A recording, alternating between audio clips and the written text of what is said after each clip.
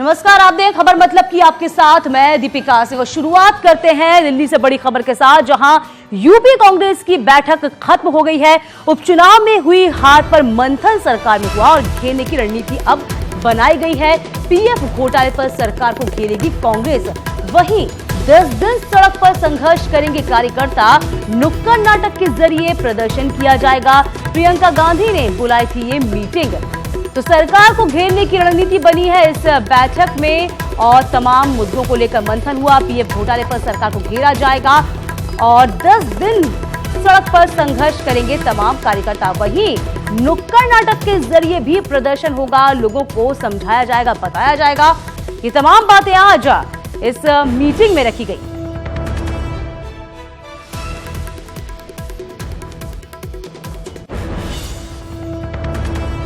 UPPCL घोटाला और दूसरे मुद्दों को लेकर कांग्रेस पूरी तरह से हमलावर है। अगले 10 दिन के में पार्टी के जो तमाम नेता है वो संघर्ष करते नजर आएंगे। नुक्कड़ नाटक और प्रेस कॉन्फ्रेंस के जरिए कांग्रेस प्रदेश सरकार को घेरेगी। आज दिल्ली में उत्तर प्रदेश सलाहकार समिति की बैठक में फैसला लिया गया। पार्टी महासचिव प्रियंका गांधी ने मीटिंग की अगुवाई की। जीवन से जुड़ने वाले सारे विषयों को पूरी तरह यह नकारते हुए आम लोगों के जीवन में संकट पैदा करते जा रहे हैं। इन तमाम विषयों को लेकर हम जनता के बीच में जा रहे हैं, जन आंदोलन करने जा रहे हैं। तो यूपीपीसीएल घोटाले को लेकर कांग्रेस योगी सरकार पर निशाना साध रही है। प्रदेश कांग्रेस अध्यक्ष अजय कुमार लल्लू लगातार ऊर्जा मंत्री श्रीकांत शर्मा का इस्तीफा मांग रहे हैं और अब सतीश महाना और श्रीकांत शर्मा ने पलटवार कर दिया। ऊर्जा मंत्री का कहना है कि अजय लल्लू सार्वजनिक तौर पर माफी मांगे, नहीं तो वो मानहानि का केस दर्ज करेंगे। हमारी सरकार में पारदर्शिता है। अगर किसी भी प्रकार की कोई इस प्रकार की बात सामने आती है तो मुख्यमंत्री जी उसके ऊपर प्रोएक्टिवली डिसीजन लेते हैं। भ्रष्टाचार और भ्रष्टाचारियों के खिलाफ जो उनका एक प्रहार है वो इस बात को दर्शाता है कि उत्तर प्रदेश में किसी भी प्रकार के भ्रष्टाचार की अब इस सरकार के अंतर्गत इजाजत नहीं है। हमारी सरकार 19 मार्च को बनी थी। उसके पहले जो सरकार के मुख्यमंत्री थे उससे उसी समय उसका निर्णय हो गया था। तो उसकी जांच हो जानी चाहिए और जो लोग उसमें दोषी हैं उनके खिलाफ कार्रवाई होनी चाहिए। स्वच्छता, पारदर्शिता मेरी और मेरी सरकार की प्राथमिकता है। कांग्रेस दागदार है, इसलिए कांग्रेस को केवल दाग दिखाई देते हैं। और लल्लू जी ने जो निजी आरोप लगाए हैं उनके लिए लल्लू जी को अविलंब सार्वजनिक रूप पर माफी मांगनी चाहिए, अन्यथा उनके खिलाफ मैं कानूनी कार्रवाई करूंगा। उनको एक आपराधिक मानहानि का नोटिस भेजूंगा। और हमारे संवाददाता अनिल कुमार इस पूरी खबर पर बने हुए हैं। अनिल, क्या कुछ हुआ है इस बैठक के जरिए? क्या कुछ निकलकर सामने आया? क्या कुछ रणनीति बनी है?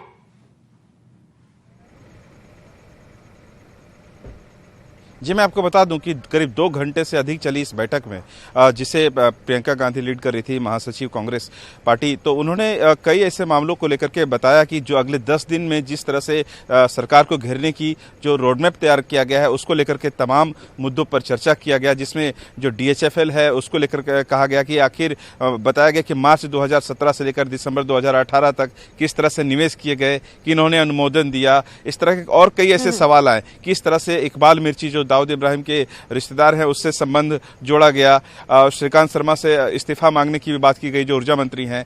इस तरह के तमाम चीजों को लेकर के वो एक रोडमैप तैयार किया गया है। साथ ही साथ यह भी उस बैठक में चर्चा किया गया कि जो कानून व्यवस्था है उसको लेकर के मोर्चा खोला जाएगा। इसके अलावा जो बेरोजगारी की दर है उसको उजागर किया जाएगा। जो किसानों की स्थिति है, खासकर गन्ना किसानों की, उसको लेकर के वो सड़कों पर उतरेगी कांग्रेस। तो कुल मिलाकर अनिल हम ये कह सकते हैं कि एक नई ऊर्जा का संचार करने की कोशिश यहां पर प्रियंका गांधी के द्वारा हुई है तमाम कार्यकर्ताओं में और अब सरकार को घेरने की प्लानिंग है।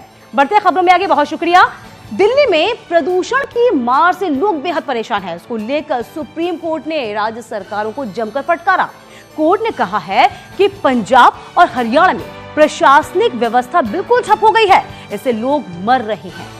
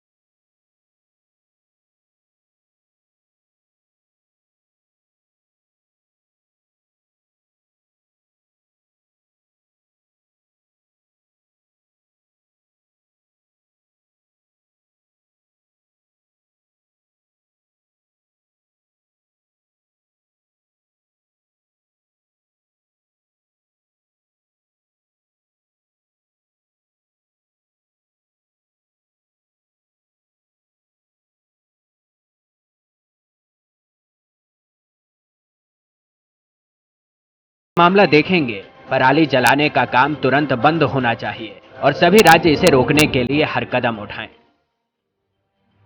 जब हरियाणा, पंजाब और यूपी के किसान पराली जला रहे थे और दिल्ली का फेफड़ा जाम हो रहा था, तब सियासतदान अपने कमरों से झांक रहे थे, बात कर रहे थे कि सब साथ आएंगे तो बात बनेगी और लोगों को राहत की सांस मिलेगी। हरियाणा, पंजाब को दोष देना, एक दूसरे को दोष देना, इसके बजाय प्रदूषण के खिलाफ जो मोदी सरकार ने नीति अपनाई कि पांचों राज्यों के लोगों को इकट्ठा बिठाकर उद्योगों में और अन्य गतिविधियों में प्रदूषण कैसे कम हो इसकी चिंता करें, उसका पालन करें, ये करने की जरूरत है। और जब दिल्ली के हालातों से देश में हाहाकार मचा, तब से सूबे की राजधानी लखनऊ का हाल भी बेहाल है। वैसे तो इंसानों के लिए एयर क्वालिटी इंडेक्स 0 से 50 के बीच बेहतर होता है, लेकिन लखनऊ के गोमती नगर में एयर क्वालिटी इंडेक्स 306 तक पहुंच गया। अमीनाबाद में 475, जबकि सआदतगंज में 474 है। दिल्ली से सटे नोएडा में एयर क्वालिटी इंडेक्स 440 के पार रहा और गाजियाबाद का हाल भी बेहाल है। शहर का प्रदूषण लेवल 450 के पार चला गया। वैसे दिल्ली के दिल में सांसों का आपातकाल लागू है, लेकिन यूपी का हाल भी बेहाल है। सांस लेने जैसे हालात नहीं है। सुप्रीम कोर्ट ने प्रदूषण पर रोकथाम लगाने के लिए दिशा निर्देश तो जारी कर दिए हैं, लेकिन अब देखना इस मामले में काफी अहम होगा कि तमाम राज्य सरकारें प्रदूषण को रोकने के लिए आने वाले दिनों में अपना क्या कुछ कदम उठाती हैं। और बुधवार को जब सुप्रीम कोर्ट इस मामले पे दोबारा सुनवाई करेगा तो वो तमाम राज्य सरकारें अपना क्या क्या जवाब सुप्रीम कोर्ट में दाखिल करती हैं। कैमरामैन राकेश के साथ सुशील पांडे, न्यूज़ 18 दिल्ली। वाकई सवाल बहुत गंभीर है कि वक्त रहते क्यों काम नहीं करती सरकारें। बढ़ते आगे, बात अयोध्या की करेंगे। अयोध्या मसले पर सुप्रीम कोर्ट की घड़ी ज्यों-ज्यों नजदीक आ रही है, शासन प्रशासन सतर्क है।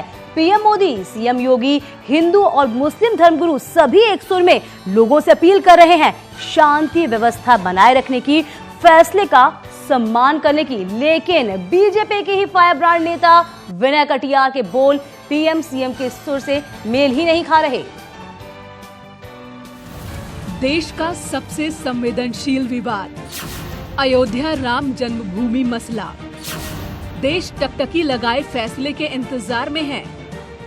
इंतजार राम जन्मभूमि आंदोलन के पुरोधा विनय कटियार को भी है, लेकिन फैसले को लेकर उनका हट बरकरार है। तो राम जन्मभूमि पर राम का ही मंदिर बनना चाहिए, यही हमारी बात है, यही हमारा हट है। मैं हट शब्द का प्रयोग कर रहा हूं। यही हमारा हट है कि कोई बनाए राम जन्मभूमि पर मंदिर बनाए। बहुत ही गौरवपूर्ण रूप से सम्मान दिया। एक तरफ पीएम मोदी लोगों को समझाने में जुटे हैं कि फैसले का सम्मान होना चाहिए, दूसरी तरफ सीएम योगी अपील कर रहे हैं समाज के दोनों समुदायों को एक दूसरे की भावना का आदर करना होगा। तीसरी तरफ अयोध्या में धारा 144 लागू है, प्रशासन सतर्क है, शांति बनाए रखने के लिए हर जरूरी कदम उठाए जा रहे हैं। डीजीपी माहौल खराब करने वालों पर एनएसए लगाने की भी बात कह रहे हैं, लेकिन विनय कटियार बलिदान के लिए तैयार हैं, तो मथुरा काशी पर भी दावा ठोक रहे हैं। कोई भी आए, अब हमको मथुरा और काशी पर भी विचार करना पड़ेगा, क्योंकि 3 स्थानों की मुक्ति की बात हमने कही थी। बयान ऐसा तो विरोध लाजमी है। बयान देने के बाद तो कोई कुछ बयान देता है, कोई कुछ बयान देता है, अपनी नेतागिरी चमकाने के लिए करते हैं, लेकिन संविधान पर भरोसा होना चाहिए, सुप्रीम कोर्ट के ऊपर सभी को भरोसा होना चाहिए। हमेशा नेपथ्य में रहने वाले विनय कटियार अक्सर राम मंदिर के मसले पर ही बोलते दिखते हैं। उनकी भाषा उकसाने वाली न कही जाए तो क्या, अब देखना होगा कि पार्टी अपने इस फायर ब्रांड नेता को कब और कैसे शांति का संदेश देती है। दिल्ली से पवन गौड़ की रिपोर्ट, न्यूज़ 18। चलिए, ये खबर भी अयोध्या से ही है, जहां कारीगर की मौत हो जाने के चलते राम मंदिर कार्यशाला का काम रुक गया है। 1990 में यहां राम जन्मभूमि न्यास की कार्यशाला पर पत्थर तराशी का काम लगातार चल रहा है और इस काम में लंबे वक्त से एक ही कारीगर लगा हुआ था, जिसकी मौत के बाद से लगभग 2 महीने से काम बंद है। अब राम जन्मभूमि मामले पर सुप्रीम कोर्ट का निर्णय आने के बाद ही अब दोबारा से पत्थर तराशी का काम शुरू होगा। जो है हमारे कारीगर थे, उनका देवसान हो गया, वो गुजरात निवासी थे। इसके बाद ये कार्य बंद हो गया है और कार्यशाला में इस समय जो है चूँकि तो दीपावली भी पड़ गई और उसके बाद जो है ये कोर्ट का न्यायालय का भी मामला आ गया सामने, तो इस कारण से भी लोगों को लगा कि अब निर्णय आने के बाद जो है कारीगरों को बढ़ाने की बात की जाएगी। खबर लखनऊ से, जहां लखनऊ में आज पहली राष्ट्रीय रेरा कॉन्क्लेव हुई है। रियल एस्टेट कारोबारियों के हितों के समाधान के लिए गठित रेरा कॉन्क्लेव में ये बात उभर कर निकल के आई, सामने आई कि सीएम योगी के नेतृत्व में यूपी विकास के रास्ते पर बहुत तेजी से दौड़ रहा है।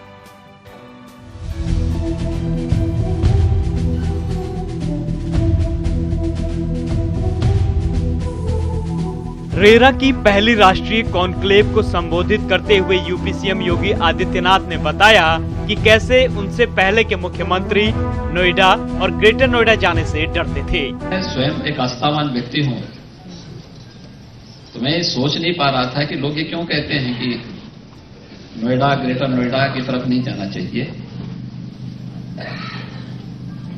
तो तब तक मेरे पास एक बार होम बायर्स का एक डेलीगेशन मिलने के लिए आया।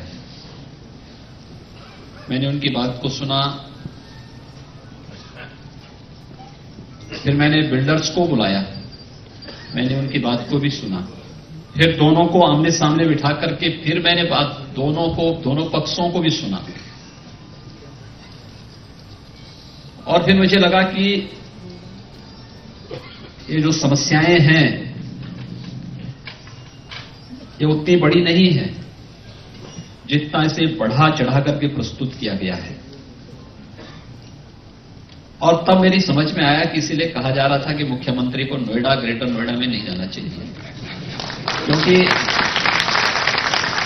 अगर कोई संवेदनशील मुख्यमंत्री वहां पर बैठ करके इनकी समस्याओं को सुनेगा तो बहुत सारे काले राज भी सामने आ जाएंगे और साथ साथ एक जो समस्या जिसको लोग समस्या बने रहने देना चाहते थे, कहीं उस समस्या का समाधान हो गया तो बहुत सारे लोगों के अवैध और अनैतिक कमाई के अड्डे भी बंद हो जाएंगे। मुख्यमंत्री योगी आदित्यनाथ ने कहा कि रेरा बहुत अच्छा काम कर रहा है। मैं धन्यवाद दूंगा रेरा उत्तर प्रदेश के चेयरमैन को, जिन्होंने विगत एक वर्ष के दौरान उनकी टीम ने एक बेहतर कार्य किया।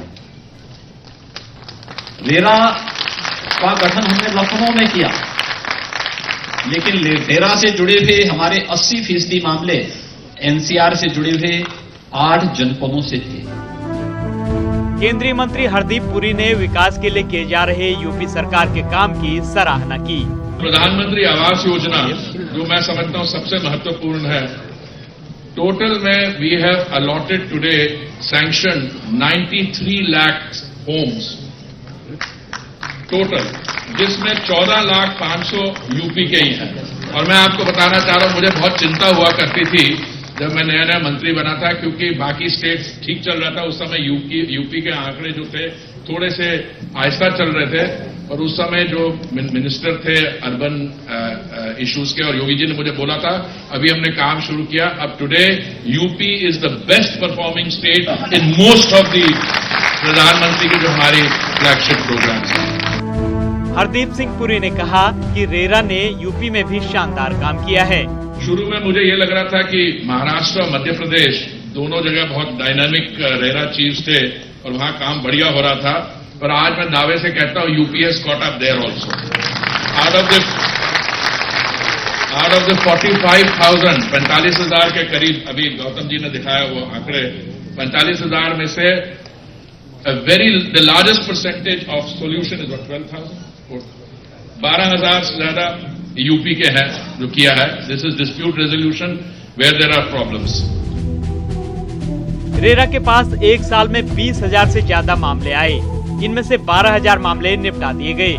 रेरा का यही काम शायद केंद्रीय मंत्री हरदीप पुरी और सीएम योगी की खुशी का राज था। Bureau report, news 18। Welcome back. खबर मतलब की मैं बात करते हैं गन्ना किसानों की। यूपी सरकार ने अभी तक गन्ना किसानों का समर्थन मूल्य तय नहीं किया है। इससे गन्ना किसान काफी परेशान हैं और वो अपनी मांगों को लेकर जगह जगह धरना प्रदर्शन कर रहे हैं। इनकी मांग है कि गन्ना के समर्थन मूल्य को बढ़ाया जाए और जल्द से जल्द पेराई शुरू कर बकाया भुगतान किया जाए। सूबे के गन्ना किसान अपनी मांगों को लेकर जगह जगह धरना प्रदर्शन कर रहे हैं। सहारनपुर के गन्ना किसानों ने समर्थन मूल्य बढ़ाने की मांग की। इनका कहना है कि लागत बढ़ रही है और इसके चलते समर्थन मूल्य बढ़ना बेहद जरूरी है, लेकिन किसानों की सुनने वाला कोई नहीं है। बिल्कुल खत्म है भुगतान। तड़पा के एक दिन का 2 दिन का किसान नहीं पड़ा, कहीं पैसा इकट्ठा करके कोई काम कर ले, कोई नून मिर्च में चला जाए। सब पेमेंट रह रहा अभी उस पर 1.5 महीने का, कोई देने की वो नहीं है। ये एक सवा महीने का पेमेंट ही बहाल है जी। हाँ, किसानों ने धरने धर लिए, वहाँ मिल में कोई सुनवाई नहीं है जी किसी बात की। किसान परेशान है। उधर बलरामपुर के गन्ना किसान चीनी मिल की मनमानी और घटतोली से परेशान हैं और वो अपनी मांगों को लेकर प्रदर्शन कर रहे हैं। वहीं हापुड़ के गन्ना किसान समर्थन मूल्य नहीं बढ़ने के चलते क्रैशरों को कम दाम पर गन्ना बेच रहे हैं। इनका कहना है कि पिछले कुछ वर्षों से समर्थन मूल्य नहीं बढ़ा है और अगर बढ़ता भी है तो किसानों को इसका लाभ नहीं मिल पाता। नहीं, गन्ने का मूल्य तो कई साल से बढ़ा ही नहीं है और ना ही बढ़ने की उम्मीद, और गवर्नमेंट डिक्लेयर भी करती है तो उस पर कोई कार्रवाई नहीं होती। गन्ना हमारा एक ऐसा चीज है जो गन्ने से ही हम जी रहे हैं, गन्ना ही हमारे लिए सब कुछ है। गन्ने का ही थोड़ा सा पैसा किसान सोचता है कि भाई 2 पैसे हमें मिल जाएंगे, लेकिन मिल इतना मजबूर कर देता है किसान को, ना तो पर्ची देता है ना गन्ना लेता है, हमारा सप्लाई नहीं उठती हमारी गन्ने की। हमें 160 रुपए क्विंटल गाँव के क्रैशरों पे गिरने पे मजबूर हैं। उधर संभल के गन्ना किसान समिति की मनमानी, पर्चियां न मिलने और घटतोली जैसी समस्याओं से भी जूझ रहे हैं। Bureau report, news 18। बड़ी खबर मथुरा से, जहां जमीन में कब्जे को लेकर विवाद हुआ है। 2 पक्षों में खेल में ही जमकर मारपीट हुई है। तो बड़ी खबर आपको बता दें, जमीन में कब्जे को लेकर विवाद हुआ और 2 पक्षों में खेत के अंदर ही जमकर मारपीट की घटना घटी। तो जमीन में कब्जे को लेकर विवाद और इसी बीच मारपीट की घटना घटी है। तस्वीर हम आपको दिखा रहे हैं, देखिए तस्वीरें आप, किस तरीके से छोटे बच्चे को मारने की कोशिश की गई थी। बिल्कुल दिल दहला दे तस्वीर, आपको तस्वीर हम दिखा रहे हैं उस जगह की जहां पर ये वारदात हुई, जहां पर घटना घटी है। 2 पक्षों में आपस में मारपीट, उसके बाद एक छोटे बच्चे को भी यहां नहीं छोड़ा। देखिए किस तरीके से मारा जा रहा है, पीटा जा रहा है, छोटे बच्चे को बचा लिया गया। ये तस्वीरें आपको हैरान कर देंगी। ये तस्वीरें मथुरा की है, जहां जमीन में कब्जे को लेकर विवाद हुआ है। तो मथुरा से मांटू राजा खादर में एक जमीन को कब्जा मुक्त कराने को लेकर जमकर बवाल हुआ है और इस दौरान मौके पर पहुंचे एआरओ के साथ ही दूसरे पक्ष ने अभद्रता कर दी और पुलिस ने 3 लोगों को शांति भंग करने के मामले में हिरासत में लिया है। तो पूरा मामला मथुरा का, जहां जमीन कब्जाने को लेकर विवाद हुआ है। तो मथुरा से मांटू राजा खादर में एक जमीन को कब्जाने को लेकर विवाद, और तमाम जानकारी के साथ हमारे संवाददाता नितिन इस वक्त पूरी खबर पर बने हैं। नितिन, जानकारी आपसे चाहेंगे। जी दीपिका, मैं आपको बताना चाहूंगा कि जो मथुरा के माठ थाना क्षेत्र के जो माठ राजा खादर है, इसमें एआरओ राजीव उपाध्याय जमीन को कब्जा मुक्त कराने गए थे। जिस समय एआरओ जमीन को कब्जा मुक्त कराने गए थे, उसी समय गांव का एक युवक की जो राजस्व टीम थी उसके साथ मौके पर खेत पर चला गया था, जिसको देखकर जो खेत पर कब्जा करा हुआ था, कब्जाधारी था, उसका पारा काफी गर्म हो गया और उसने साहब ने देखा ना ताप देखा और उसने जो व्यक्ति राजस्व टीम के साथ आया था गाँव का, उसके साथ पहले अभद्रता करी और उसका आरोप था कि यही राजस्व टीम को बुलाकर लाया है जो उसका कब्जा खाली करा रहा है। इसके बात को लेकर जो कब्जाधारी था बीरी सिंह, उसके द्वारा जब उससे किया गया तो मौजूद जो पुलिस बल थे उन्होंने उसको रोकने का प्रयास किया, लेकिन वो नहीं माना। जब राजस्व टीम के साथ आई हुई ट्रैक्टर चालक ने जैसे ही खेत को समतल करने का प्रयास किया, उसी दौरान जो कब्जाधारी था उसने पुलिस के साथ अभद्रता करी, मारपीट करी, साथ ही जो उसका अपना खुद का बच्चा था उसको लेकर उसने जमीन में मारने का प्रयास किया। कई बार आप तस्वीरें जो देख रही हैं काफी विचलित कर रही हैं और बता रही हैं कि एक पिता ने कितनी क्रूरता के साथ अपने जो बच्चा है उसको जो है जाहिर सी बात है नितिन, ये तस्वीरें विचलित कर दें, लेकिन सवाल नितिन ये भी खड़ा होता है कि आखिरकार कितना पुराना ये विवाद था और पुलिस अब जाके हरकत में आई है। देखिए, अगर हम विवाद करें तो तहसील का मामला था, काफी दिन से इन लोगों का विवाद चला रहा था, इस पर शिकायत की गई थी जिस पर ARO जो राजीव उपाध्याय हैं वो गए थे। अगर हम बात करें दीपिका, तो सबसे बड़ी अगर कहीं ना कहीं कमी है तो राजस्व टीम की कमी है कि जो चंद पुलिस वालों के साथ ही वो वहां पर जाते हैं और कब्जा, जैसे इतनी बड़ी जमीन है, कीमती जमीन है जिस पर उसकी फसल हो रही है और उसको कब्जा मुक्त कराना चाहते हैं, 4 पुलिसकर्मियों के संग ARO जाते हैं, तो कहीं ना कहीं ARO की भी जो है वो लापरवाही सामने है। माना जा सकता है कि जब ARO वहां कब्जा कराने मुक्त कराने गए थे तो उनको भी काफी वोट से लेके जाना चाहिए था ताकि इस तरीके की वारदात और एक प्लानिंग के तहत। बिल्कुल नितिन, अमूमन यही देखा गया है जब भी जमीन से जुड़ा कोई मामला होता है तभी पूरे दलबल के साथ पुलिस महकमा वहां पहुंचता है, क्योंकि कभी भी किसी भी वारदात हो सकती, कुछ भी हो सकता है। उस दौरान गोलियां तक चली यदि आपको याद हो, और उस बीच इस तरह की तब तस्वीरें सामने आती है, वाकई में सवाल खड़े होते ही हैं। फिर जी देखिए, हम दर्शकों को बताना चाहेंगे, साथ ही जो प्रशासनिक अधिकारी हैं उनके लिए भी ये काफी जो आए दिन तस्वीरें आती है वो उनको भी काफी सतर्क करने वाली है कि वो इस तरीके की जब भी कब्जे का मामला हो, कब्जे की को राजस्व टीम खाली कराने जाए उस समय भारी संख्या में फोर्स रहे, क्योंकि जिस समय फोर्स कराने जाते हैं, क्योंकि स्वाभाविक सी बात है कि जो आदमी जमीन पर कई वर्षों से कब्जा किया हुआ होता है, उस पर खेती कर रहा होता है, उसका भी एक इंटरेस्ट होता है और वो भी चाहता है, उसमें वो भी मुकदमा लड़ता है कि उसका कब्जा खाली ना हो। इसी को लेकर वो एक आक्रोश होता है और वो आक्रोश आमतौर पर खेतों में इस तरीके से दिखाई देता है। और आज एक बार फिर चलिए, बहुत शुक्रिया नितिन तमाम जानकारी देने के लिए आपका। तो फिलहाल सरकारी जमीन पर एक कब्जा का मामला जहां पर विचलित करने वाली तस्वीरें सामने आई, हालांकि गनीमत ये रही कि बच्चे को कुछ नहीं हुआ। और इसी के साथ खबर मतलब कि मैं अभी के लिए बस इतना ही।